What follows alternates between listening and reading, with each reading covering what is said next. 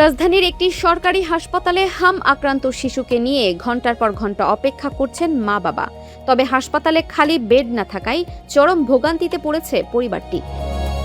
কয়েকদিন ধরে জ্বর, শরীরে লালচে দানা ও দুর্বলতায় ভুগছিল তাদের সন্তান। পরে অবস্থার অবনতি হলে দ্রুত তাকে হাসপাতালে নিয়ে আসা হয়, কিন্তু হাসপাতালে রোগীর চাপ বেশি থাকায় কোনো সিট খালি পাওয়া যায়নি। কান্না জড়িত কণ্ঠে শিশুটির মা অভিযোগ করেন, তাদের সন্তান খুব কষ্ট পাচ্ছে এবং ডাক্তার দেখালেও বেড না থাকায় ঠিকমতো চিকিৎসা হচ্ছে না।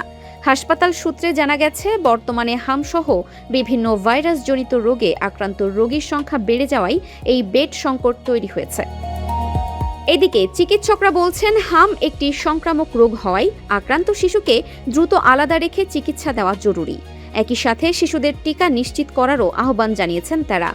দ্রুত অতিরিক্ত বেড ও চিকিৎসা ব্যবস্থা বাড়ানো না হলে সাধারণ মানুষ আরও বিপদে পড়বে বলে দাবি করেছেন ভুক্তভোগী স্বজনেরা। আরেফিন ফারহা, দিনাজপুর টিভি।